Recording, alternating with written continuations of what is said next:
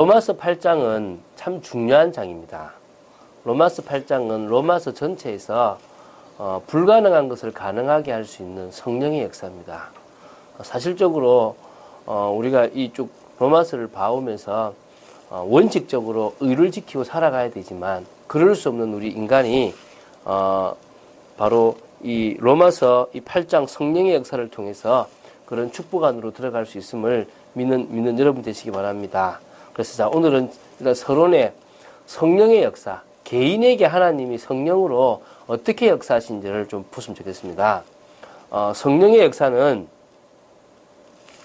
첫 번째, 내가 예수 그리스도를 나의 구주, 나의 하나님으로 딱 영접할 때 하나님의 성령이 내 속에 뭐 하십니까? 내주하십니다. 이게 성령이 우리 개인에게 해주시는 첫 번째 역사입니다. 바로 내가 믿을 때 성령이 오시죠. 바로 이걸 인친다 그러고 보증한다라고 그러기도 합니다. 그럴 때 이제 동시에 일어나는데요. 거의 동시인데 그리스도와 나를 연합시키는 게 성령이 두 번째 하는 일입니다. 이게 무슨 말이냐면 예수님의 십자가가 바로 나의 십자가가 되게 만드는 겁니다. 예수님의 죽음이 바로 나의 죽음이 되게 만드는 겁니다. 그리고 예수님의 부활처럼 나도 언젠가는 뭐 할 거다 말이죠. 부활할 거다는 겁니다. 나는 지금 새 생명 가운데 있다. 이게 그리스도와 나와의 뭡니까? 연합이라는 겁니다. 이 연합이 너무너무 중요한 거죠. 요때가 바로 구원이 이루어졌다 그러는 겁니다. 거듭났다라고 표현을 쓰는 거죠. 그러니까 지금 예수님의 십자가하고 나하고 아무 관계가 없으면 우리는 뭐가 됩니까? 어떤 의미에서는 사실은 구원 못 받은 겁니다. 근데 성령이 오셔야만 예수님의 그 십자가가 나의 십자가, 예수님의 죽음이 나의 죽음. 그래서 갈라디아서 2장 20절에 내가 그리스도와 함께 십자가에 못 박혔다. 아니 내가 박힌 적이 없잖아요. 그런데 뭡니까? 내가 예수님을 믿음으로 성령이 들어오시니까 저 십자가에 내가 못 박힌 게 되는 겁니다. 그 나는 뭐예요? 십자가에 죽은 거지. 그러니까 나는 새 생명을 얻게 된 거고 죄값을 치렀단 말입니다. 오늘 이게 바로 그리스도와 연합입니다. 그리고 세 번째, 성령이 내 속에서 무슨 일을 하시느냐? 보혜사 역할을 하십니다. 보혜사. 보호하고 은혜를 주시고 뭡니까? 가르쳐 주신다는 겁니다. 우리가 그리스도 안에 있기 때문에 우리는 주님께서 우리를 보호할 뿐만 아니라 책임지시고 또 필요한 은혜, 깨달을 수 있는 은혜, 또 힘, 또 심지어 우리에게 필요한 여러 가지까지 다 채워주시는 겁니다. 그리고 우리가 갈 방향을 가르쳐 주시고 안내해 주시는 겁니다. 제가 볼 때는요, 성령인도 받는 사람도 보혜사의 역할 속에 들어가고 자기 멋대로 사는 사람도 구원받은 사람은 들어갑니다. 고생을 주면서 그렇지. 오늘 여러분들은 성령의 인도를 받는 축복된 삶이 되기 바랍니다. 저는 요한일서 2장 27절까지 갔으면 좋겠습니다. 그게 뭐라 그랬죠? 여러분, 성령께서요 우리에게 와셔서 가르치시면 그 누구도 가르칠 필요가 없을 만큼 수준 높은 가르침이 됩니다. 완전한 가르침입니다. 그 속에서 행하기만 하면 우리는 온전한 인도를 받을 수 있습니다. 단지 아직 우리가 그런 성령의 인도를 받을 만한 수준이 안 돼서 문제가 되겠죠. 그래서 우리는 계속 뭡니까? 말씀 속에서 우리를 세우고 훈련받는 겁니다. 어느 순간 우리가 뭐요? 이런 뭡니까? 성령의 인도를 사실적으로 받을 만한 사람이 되어질 줄로 믿습니다. 네 번째, 사도행 1장 8절입니다. 오직 성령이 너에게 임하시면 너희가 뭐요? 권능을 받고 예루살렘과 온 유대와 사마리아 땅끝에 내 증인이 되리라. 다시 말하면요, 성령 충만 받을 때 우리에게 뭐가 임합니까? 권능이 임합니다. 성령 충만 받을 때 뭐가 임한다고요? 권능. 저는요, 이 능력이 우리 참빛교회 전 성도에게 임하기를 열심히 축원드립니다. 임해버려야 됩니다. 뭘 넘을 만큼요? 자신의 무능을 넘을 만큼, 자신의 한계를 넘을 만큼 저는요 그런 마음이 들었습니다. 정말 하나님의 영에 감동된 한 사람이 되면 되겠다. 하나님의 영으로 충만한 한 사람이 되면 그러면 나 한 사람 때문에 바뀐다. 그래서 저는 이번에 미국 이렇게 이제 가며 오며 영화 이렇게 안 보려고요. 안 보고 뭐 할 거냐면 진짜 기도하려고요. 14시간 가고 그 14시간 가는 그 시간이 저한테는 성령 충만 받는 시간 되어보려고 기도하고 있습니다. 말씀도 보고 말씀도 듣고 그리고 찬양도 듣고 찬양도 따라 부르면서 하나님 이 시간만큼은 제가 하나님의 영에 감동된 한 사람 되기 원합니다. 제가 가는 모든 길을 지켜달라고. 그리고 저의 영적 문제까지 제 속에 있는 여러 오래된 문제까지 복음 안에서 완전 치유되어지기를 원합니다. 기도하는 시간 되기 원합니다. 아멘입니까? 여러분도 한번 기도하시기 바랍니다. 하나님의 영에 감동된 한 사람이면 나라도 바꿉니다. 하나님의 영에 감동된 한 사람이면 환경 다 바꿀 수 있다고 믿습니다. 자, 오늘 제목은 하나님의 영이 거하시는 사람입니다. 오늘 제목은 하나님의 영이 거하시는 사람인데요. 하나님의 영이 거하시는 사람은 이 로마서 8장에서 세 가지 특징이 있습니다. 그 첫 번째가 뭐냐면 그리스도의 사람이라는 겁니다. 하나님의 영이 거하시기 때문에 그리스도의 사람이라는 거고요. 두 번째, 하나님의 영이 거하시는 그 사람은 하나님의 아들, 하나님의 자녀라는 겁니다. 세 번째, 하나님의 영이 거하시는 사람은 완전한 하나님의 은혜 속에 있다는 겁니다. 믿습니까? 오늘 우리가 이런 축복을 받아 누리게 되기를 예수님의 이름으로 축원드립니다. 그래서요, 자, 첫 번째, 우리가 뭐라고요? 하나님의 영이 거하시는 사람은 그리스도의 사람입니다. 이게 로마서 8장 1절부터 13절까지를 같이 보는 건데요. 자, 그리스도의 사람이 된 우리는요, 그리스도 안에 있기 때문에 정죄함도 없고, 그리스도 안에 있기 때문에 이제는 죄와 사망의 법에서 해방되어서 생명의 성령의 법으로 이제 우리는 달라진, 그래서 죄와 사망의 법에서 해방된 사람이 되었다는 겁니다. 오늘 믿으십니까? 여러분들은 정죄함도 없습니다. 이제 법적으로 달라졌습니다. 오늘 그 정도로 누리시기 바랍니다.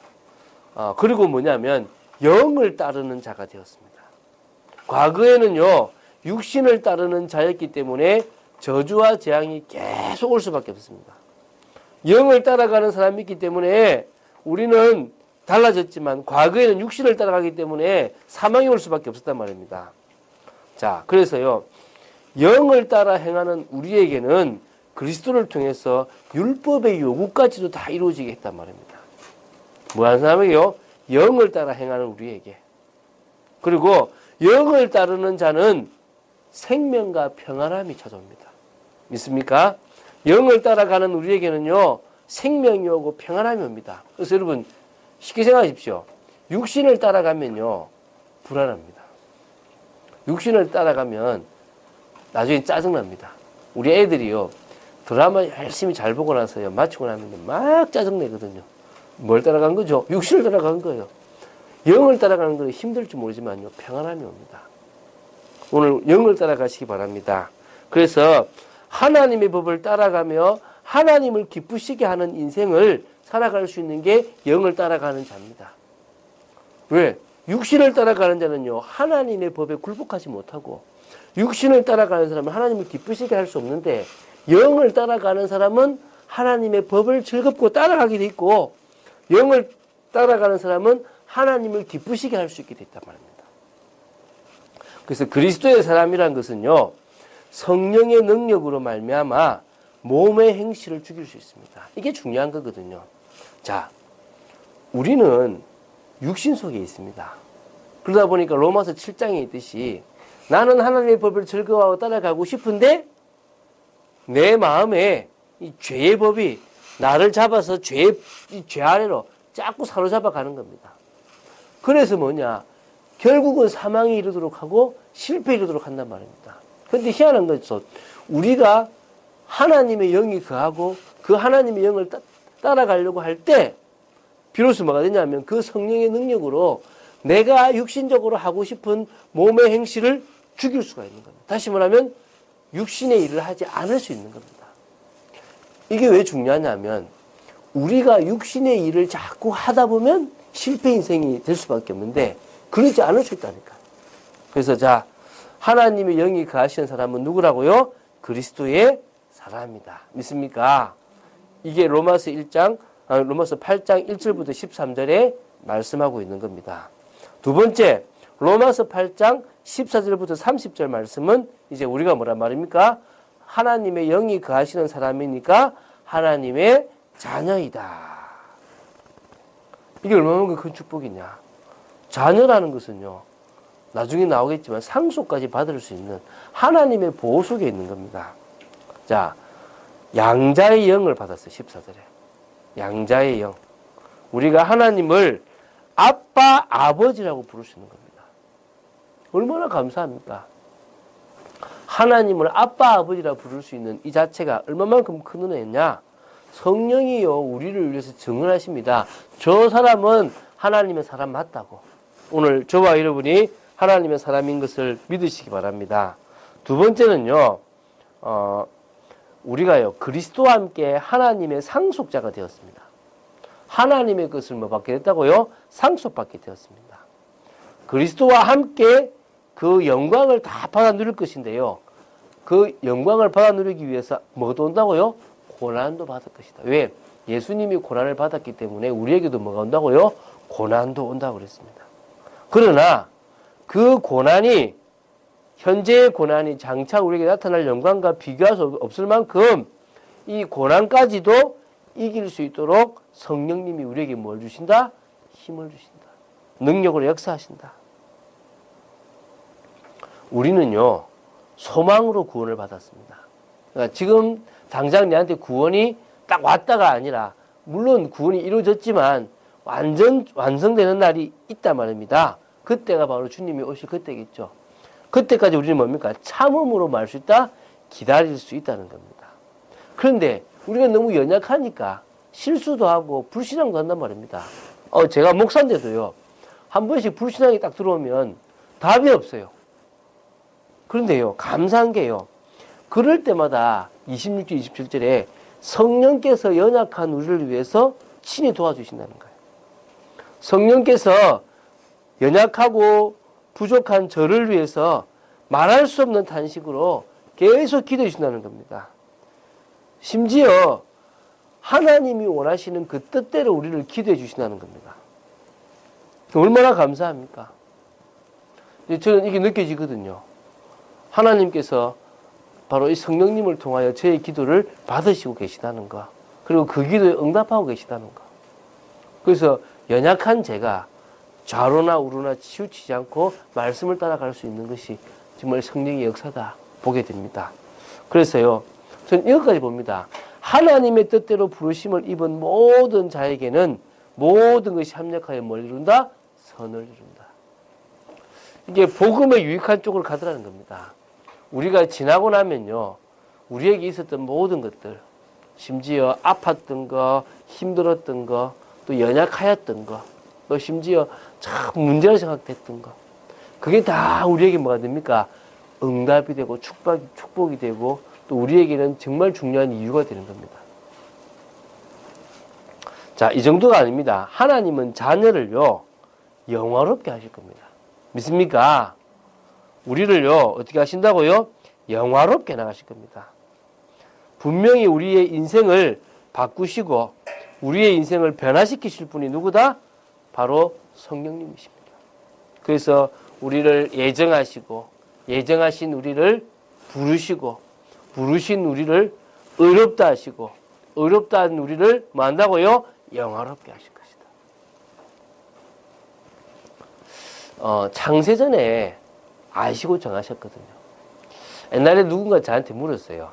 참 그때 무식했는데, 예지예정이란 말이 있어요. 하나님이 아시고 정하셨다. 그럼 어떻게 하나님이 정했겠냐? 어떻게 아셨냐? 했지만 나는 내 인생을 보고 정하지 않았겠냐 생각했는데, 그게 아니라 우리의 무슨 행위도 보이지 않고 우리가 태어나기도 전에 하나님은 우리를 창세전부터 아셨어요. 그리고 얘는 내 자녀가 되게 하겠다. 내가 얘를 구원하겠다. 라고 하셨다고요? 정하셨어요. 76억 인구 중에서 하나님께서 우리를 뭐요? 자녀 삼고 백성 삼겠다고 정하셨습니다. 그런데 우리가 뭐요? 잘 못 깨달으니까 하나님은 창세기 3장이라는 그런 배경, 그런 가문 속에서 우리를 부르셨어요. 그리고 예수님을 믿음으로 말미암아 의롭다 하신 거란 말이죠. 그런데 삶을 살아가는데 율법을 지키려고 하지 않았는데 이런 실수 저런 실수 중에서 하나님의 은혜를 받고 하나님의 능력을 임하면서 자꾸 제 삶이 변화되어져 가는 거예요. 성화되어져 간다 그러죠. 갱신되어져 간다 그러죠. 과거에 나만 알던 신앙생활이 조금씩 더 바뀌고 과거에 내 쪽에 매였던 것들이 이제 바뀌어 나가는 겁니다. 오늘 우리가 그런 축복들을 받아 누리게 되기를 예수님의 이름으로 축원드립니다. 그래서 우리는 뭐라고요? 하나님의 영이 거하시니까 그리스도의 사람이라고 말씀드렸습니다. 두 번째, 하나님의 영이 거하시니까 우리는 하나님의 자녀라고 말했습니다. 그리고 이제 로마서 8장 31절 39절 나오는데요. 완전한 하나님의 은혜 속에 우리는 있습니다. 이게 무슨 말이냐? 제가 한번 읽어볼게요. 이 성경 구조 좀 읽어봐야 참 좋습니다. 31절에도 나오거든요. 그런즉 이 일에 대하여 우리가 무슨 말하리요? 만일 하나님이 우리를 위하시면 누가 우리를 대적하리요? 이런 말씀이 나옵니다. 이게 무슨 말이냐? 우리가 어떤 은혜를 받았느냐? 하나님이 우리 편입니다. 하나님이 우리를 위하는 모든 걸, 다시 말하면 이 세상에 움직이는 모든 것들이 믿는 자를 위해서 움직이시는 거예요. 그럼 누가 우리를 뭡니까? 대적하겠냐? 대적할 수가 없단 말이죠. 대적자가 없을 만큼 주님은 우리를 마신다고요? 위하시고 책임지십니다. 32절은 더 좋습니다. 자기 아들을 아끼지 아니하시고 우리 모든 사람을 위하여 내주신 이가 어찌 그 아들과 함께 모든 것을 우리에게 주시지 아니하겠느냐. 참 감사하죠. 하나밖에 없는 당신의 아들을 아끼지 아니하시고 우리 모든 사람을 위하여, 예수 믿는 사람들을 위해서 내주셨습니다. 근데 그 하나님이 어찌 그 아들과 함께 모든 것을 우리에게 주시지 않겠느냐. 주신다 안 주신다? 주신다는 겁니다. 필요한 것들은 다 주신다는 겁니다. 우리에게 유익한 것들 하나님은 때를 따라 주시게 돼 있다는 겁니다. 유익하지 않기 때문에 안 주시든지 우리의 시간표가 되지 않아서 주시지 않든지 분명히 뭡니까? 우리에게 필요한 것은 주신다. 아멘입니까? 하나님이 분명히 이거 믿읍시다.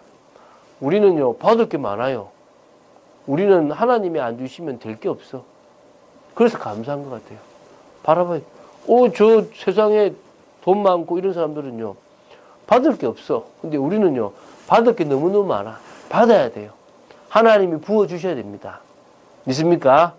하나님이 진정으로 우리 삶에 부어줄 수 있도록 기도하시기 바랍니다. 진짜 응답받게 되기를 바랍니다. 그 정도가 아닙니다. 33절, 34절 읽겠습니다. 누가 능히 하나님께서 택하신 자들을 고발하리요? 의롭다 하신 이는 하나님이시니 누가 정죄하리요? 죽으실 뿐 아니라 다시 살아나신 이는 그리스도 예수시니 그는 하나님 우편에 계신 자요 우리를 위하여 간구하시는 자시니라. 우리는요, 세상 사람들이 우리를 고발할 수도 없어요. 왜? 하나님이 뭐 했으니까? 의롭다 하셨으니까. 또 우리가 지금 오늘 죄를 지었는데 야, 네 죄 지었잖아고 정죄할 수도 없단 말입니다. 왜입니까?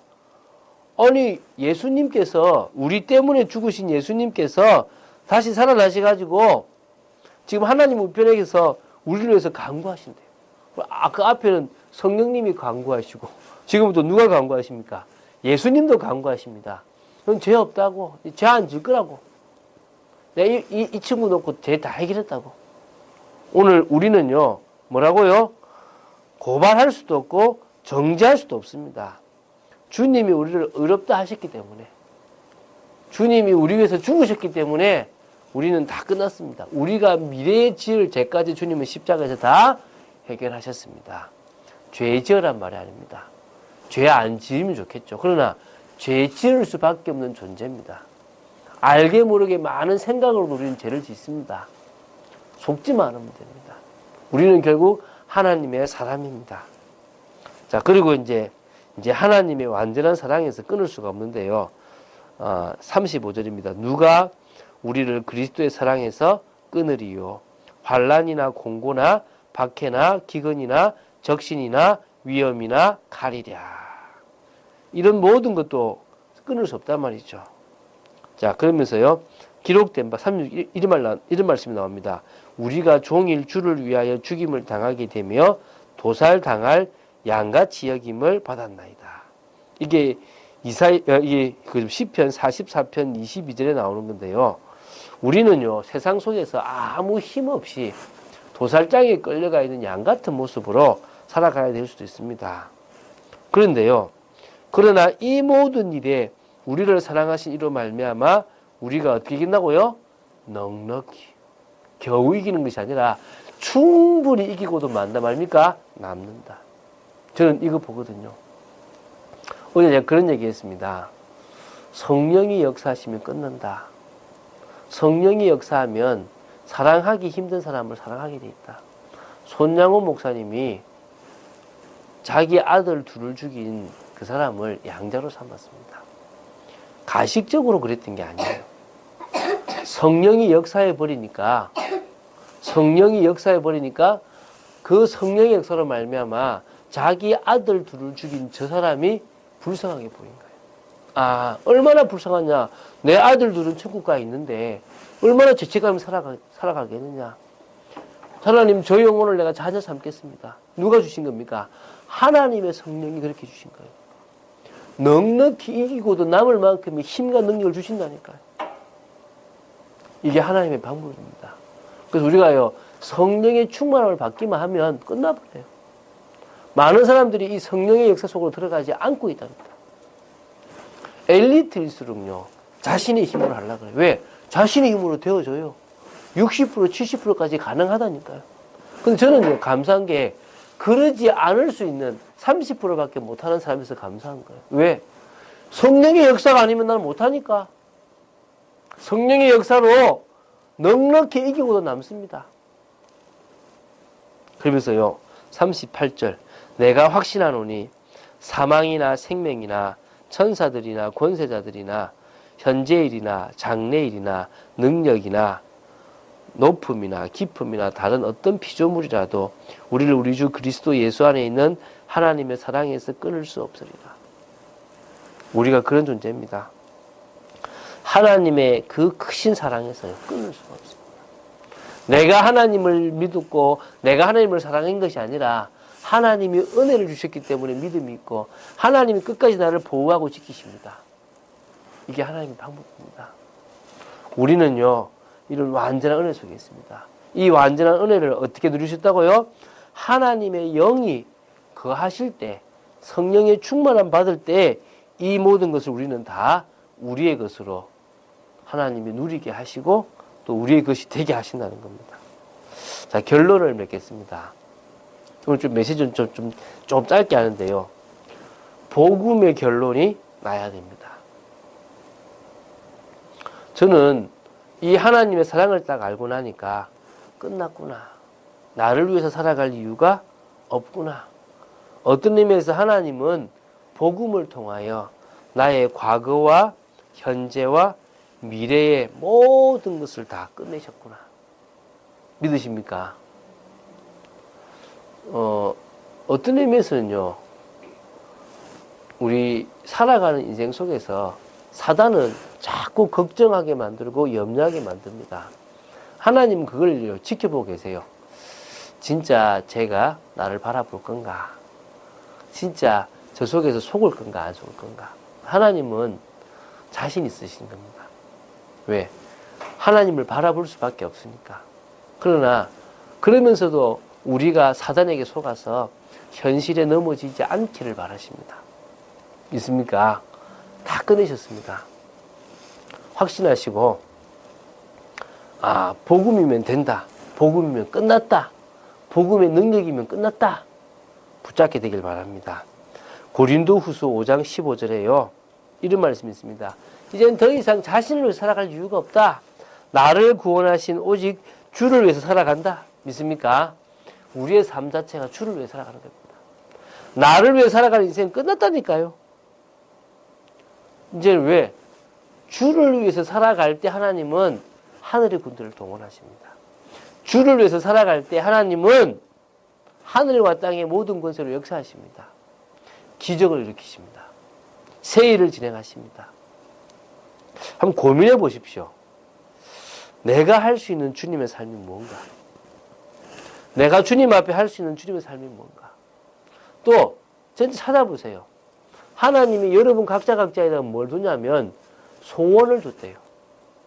당신의 그 소원을 우리 마음에 뒀대요. 찾아보시기 바랍니다. 제가 그 광고 카피라이터를 하려고 하는 이제 랩런트 한 명을 만나서 그 친구한테 뭐라 그랬냐면, 사실은 네가 이익을 선택한 것이 힘들다. 너는 이것 때문에 예배도 잘 못 드릴 수 있고, 너는 이것 때문에 정말 매여서 힘들 수도 있다. 근데 난 네가 이 광고를 통해서 정말 내가 목회자도 할 수 없는 일들을 했으면 좋겠다. 많은 사람들은 광고의 이미지를 심는데 그 이미지를 가지고 많은 사람들은 영향을 받는다. 난 네가 이 일을 통하여 기독교의 세계관을 심었으면 좋겠다. 네가 이 광고를 통하여 정말 하나님의 사랑 같은 것들을 심어줬으면 좋겠다. 그러면 목사가 미치는 영향보다 더 클 수 있다. 그게 너한테 붙잡아지면 그게 천명이다. 하나님이 그걸 네 소원에 두셨다면 이루어 가실 거다. 한번 기도해봐라. 각자가 있다니까요. 나한테만 주셨던, 나를 통해서 이루시고자 하는 분명한 게 있다니까요. 한번 딱 이뤄보시기 바랍니다. 발견하시기 바랍니다. 분명히 하나님은 당신의 일들을 진행하실 줄로 믿습니다. 그래서 결론 나라. 저는 아까 앞에서 말씀드렸지만 하나님의 영에 감동되는 한 사람 되도록 기도합니다. 이게 무슨 말이냐면, 지금 우리 탄핵이 되셨습니다. 우리 대통령이. 사실은 무능하다, 안 하다를 떠나가지고, 한 사람, 그것도 이렇게 최순실이라는 사람이 잡혀가지고, 이렇게 생각이나 모든 것들에 다 영향을 받았던 만큼 문제가 있죠. 그리고 맞다, 안 맞다, 많은 얘기들이 있지만, 저는 개인적으로 어떤 생각을 했냐, 그러면, 첫 번째, 내 잘못이다 생각을 했습니다. 왜? 죄송하지만 저 박근혜 대통령이 찍었거든요. 그러니까, 제 책임입니다.